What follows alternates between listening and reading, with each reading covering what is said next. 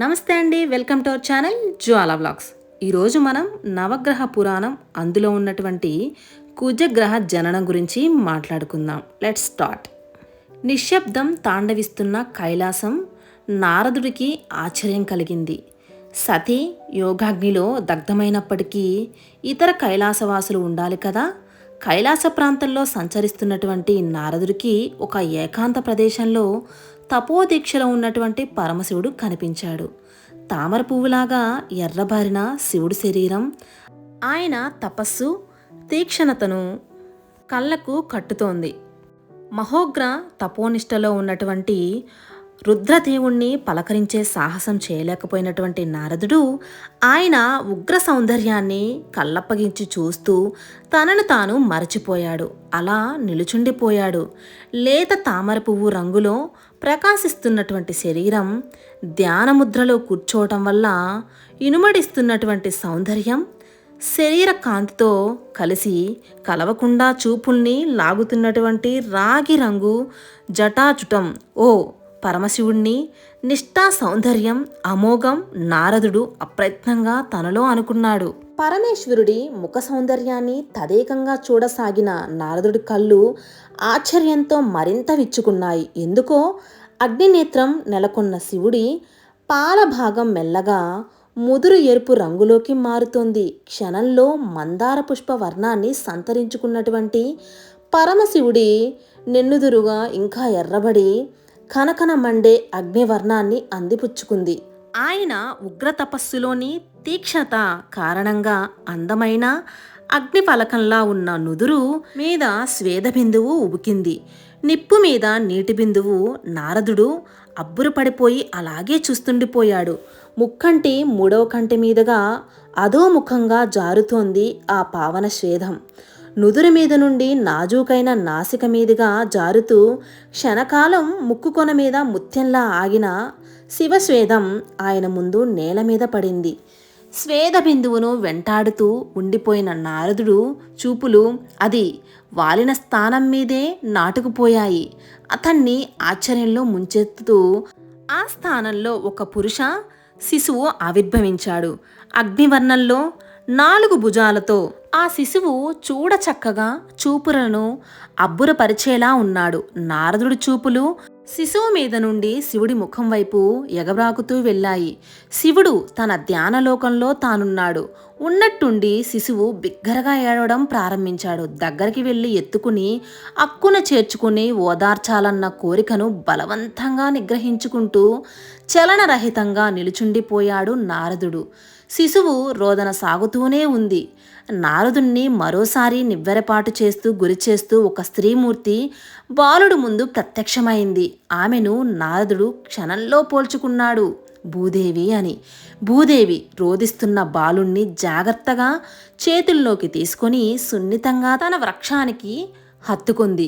భూదేవి లేచి నిల్చొని ధ్యాన నిష్టలో నిమగ్నపడిపోయినటువంటి పరమేశ్వరుని తదేకంగా చూసింది. పరమేశ్వర, ధైర్యంగా శివుణ్ణి పిలిచింది ఆమె. శివుడు విశాల నేత్రాలను అర్ధనిమీలితాలుగా చేస్తూ కిందికి వాలి ఉన్న రెప్పలు నెమ్మదిగా పైకి లేచాయి. ఎదురుగా నిలుచున్న భూకాంతను, ఆమె చేతుల్లోని శిశువును నిర్వికారంగా చూశాయి.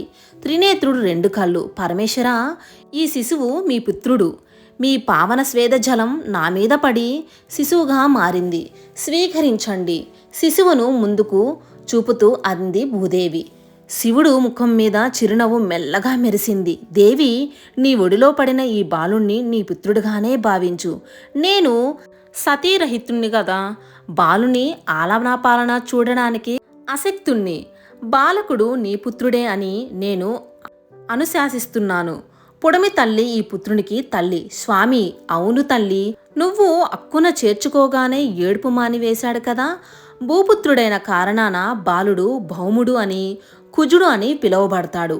అగ్నివర్ణుడైనటువంటి కారణంగా అంగారకుడుగా కూడా ప్రసిద్ధుడవుతాడు. ఈ క్షణం నుండి బాలకుడి పోషణ భారం నీదేనమ్మా. మహాబలవర్ధకరమైనటువంటి నీ స్థనమిచ్చి ప్రయోజకుణ్ణి చెయ్యి.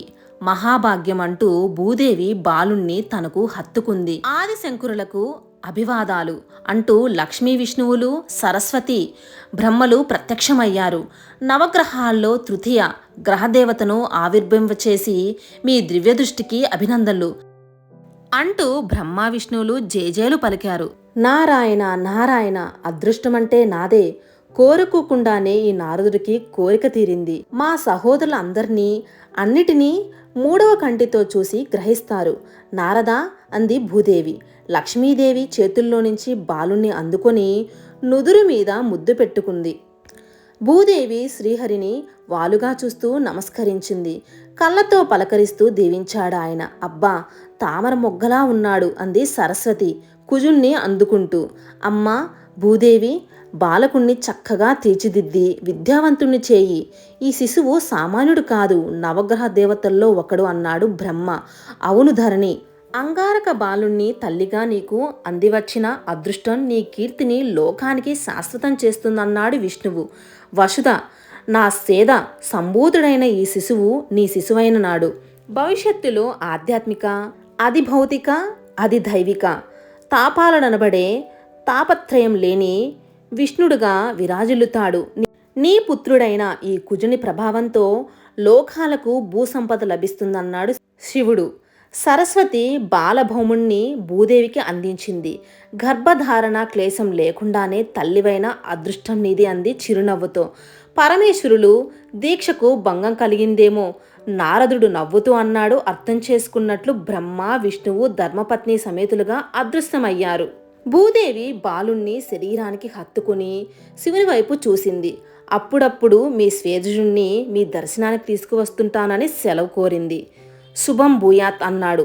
శివుడు దీవిస్తూ భూదేవి బాలుడితో పాటు అంతర్ధానమయ్యింది. శివుడు ఇంకా అక్కడే ఉన్న నారదుడి వైపు చిరునవ్వుతో చూశాడు.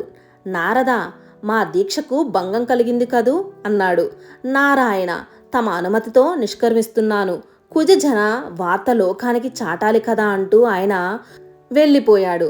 పరమేశ్వరుడు విశాలమైన రెప్పల్ని విశాలమైన నేత్రాల మీదకి వాల్చాడు. నిర్వికల్పానంద కథం ఆపి శిష్యుల వైపు చూశాడు. కుజుని ఆవిర్భావం గురించి విన్నారు కదా, తరువాత ఎవరి వృత్తాంతం చెప్పుకోవాలో చెప్పగలరా? ఇంకెవరు? బుధుడు చిదానందుడు నవ్వుతూ అన్నాడు. నిర్వికల్పనానంద చిన్నగా నవ్వాడు. బుధగ్రహం కాదు నాయనా, గురు శుక్రుల గురించి ముందు తెలుసుకోవాలి. ఎందుకంటే ఆదిత్యాయ చ సోమాయ చ మంగళాయ బుధాయ చ గురు శుక్ర శనిభ్య చ రాహవే కేతవే అనే క్రమం నవగ్రహాల స్థానాలకు త్రిమూర్తులు నిర్ణయించిన వరుస క్రమం. నవగ్రహ దేవతలు జన్మించిన క్రమం కాదు. గురువు శుక్రుడు అనంతరం గురువుకు అంటే బృహస్పతికి వివాహం జరిగిన అనంతర కాలంలో జన్మించాడు బుధుడు. అంచేత గురు శుక్రుల జన్మ వృత్తాంతాలు తెలుసుకోకుండా బుధుని వృత్తాంతం తెలుసుకోవడం పద్ధతి కాదు కదా. మరో నిజం చెప్పాలంటే గురుగ్రహం పేర్కొనబడే బృహస్పతి శుక్రుడు ఇద్దరూ చంద్రుడి కన్నా ముందే జన్మించారు. అయితే నేను ముందుగా చంద్ర జన్మ గాథనే వినిపించాను. ఎందుకంటే ఆయన ఆవిర్భావానికి గురు శుక్రులకు ఏ విధమైన సంబంధమూ లేదు. అర్థవంతమైన గురువుగారు విమలానందుడు అన్నాడు. చంద్రుడు ఆవిర్భావం గురించి ముందుగా చెప్పడానికి మరో ముఖ్య కారణం ఉంది. నవగ్రహాల్లో మొదట ముగ్గురు త్రిమూర్తుల అంశాలతో జన్మించారు. అందుకని ఆ ప్రాధాన్యతలు ఇచ్చాను. నిర్వికల్పనానందగా వివరించారు. ఏ అంశాన్ని విస్మరించకుండా తెలియజేస్తున్నప్పుడు మాకు చాలా సంతోషంగా ఉంది గురువుగారు. సదానందుడు సంతోషంగా అన్నాడు. నిర్లక్ష్యంగా చెబితే పురాణం పక్కింటికి రామాయణంగా మారిపోతుంది నాయనా. నిర్వికల్పనానంద నవ్వుతూ అన్నాడు. సరే, ఇక బృహస్పతి చరిత్ర శ్రవణం చేద్దాం. బ్రహ్మ మానస పుత్రుడు అంగిరసుడు గుర్తున్నాడు కదా. ఆయనకి చాలామంది భార్యలు, చాలామంది పుత్రికలు ఉన్నట్లు పురాణాలు చెప్తున్నా. అయితే మన కథకు వాళ్ళందరితోటి అవసరం లేదు. బృహస్పతి చరిత్రకు అవసరమైన వాళ్ళ గురించి మాత్రమే తెలుసుకుందాం. అంగీరస మహర్షి భార్యల్లో శ్రద్ధ అనే ఆమెది ముఖ్య స్థానం. వసుధ అనే మరొక పేరు కూడా ఆమెకు ఉండేది. అంగీరసుడికి శ్రద్ధకు కలిగిన ప్రథమ సంతానం ఉతధ్యుడు. రేపటి భాగంలో గురుగ్రహ జనన పురాణం గురించి తెలుసుకున్నారు కదండి. నవగ్రహ పురాణంలో ఉన్నటువంటి కుజగ్రహ జననం గురించి మరెన్నో అద్భుతమైన వీడియోల కోసం జ్వాలా వ్లాగ్స్ని లైక్ చేయండి, షేర్ చేయండి, సబ్స్క్రైబ్ చేయండి. Thank you so much friends. Bye bye, take care.